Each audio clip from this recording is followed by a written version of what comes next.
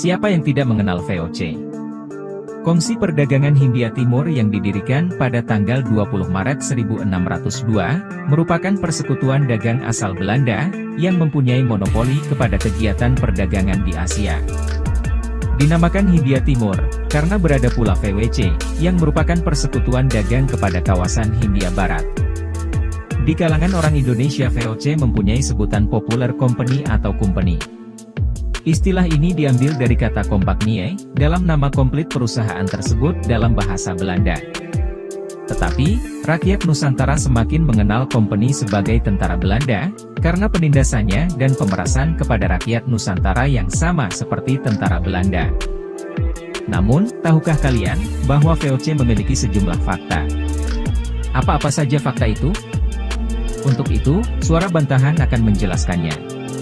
Tapi sebelum itu, jangan lupa like dan subscribe untuk mendapatkan info terbaru dari Suara Bantahan. Didirikan untuk mengurangi persaingan antar sesama pedagang Belanda. Tujuan pertama dari pembentukan Kongsi Dagang VOC ini adalah untuk menggabungkan usaha dan menghindari persaingan tidak sehat antar sesama pedagang Belanda. Hal tersebut dilakukan supaya keuntungan yang diperoleh akan maksimal. Merupakan perusahaan paling kaya yang pernah ada dalam sejarah. Perusahaan VOC yang berdiri pada 1602 itu, didaulat sebagai perusahaan terkaya. Kekayaannya mencapai 78 juta gulden yang jika disesuaikan dengan nilai saat ini setara dengan 7,9 triliun US$. Kalau kita konversi ke dalam rupiah, angkanya berkisar mencapai 110,6 kuadriliun rupiah, angka yang sangat fantastis, karena perusahaan-perusahaan top dunia, seperti Google, Apple, Microsoft, Netflix, Alibaba, hingga Tesla jika digabung jadi satu tidak dapat menandingi kekayaan VOC. VOC adalah cikal bakal adanya badan usaha milik negara. Hal ini dapat kita lihat, dalam perjalanannya, perusahaan VOC juga menyokong anggaran dana kepada pemerintah Belanda. VOC dianggap sebagai perusahaan multinasional pertama di dunia, sekaligus merupakan perusahaan pertama yang mengeluarkan sistem pembagian saham. Diberi hak istimewa oleh pemerintah Belanda.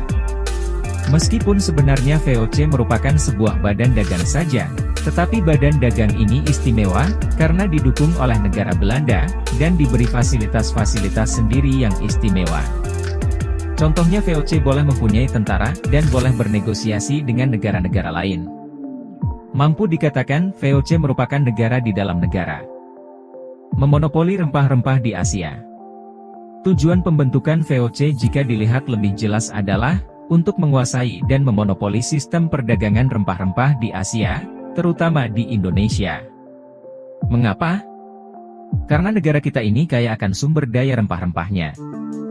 Hal tersebut membuat Belanda ingin memonopoli perdagangannya supaya mendapatkan keuntungan yang berlipat ganda. Diterima dengan baik oleh Shogun Tokugawa Iemitsu Jepang. Pada tahun 1439 Jepang meluncurkan propaganda Sakoku, yaitu sikap menutup diri dari bangsa asing, terutama Barat. Pada awalnya, Jepang menyambut baik kedatangan bangsa Portugis dan Spanyol, karena Jepang menganggap mereka hanya berdagang.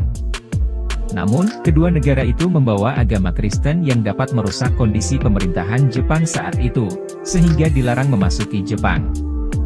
Jepang beranggapan bahwa agama Katolik dapat mengancam kedudukan shogun yang berkuasa pada masa itu.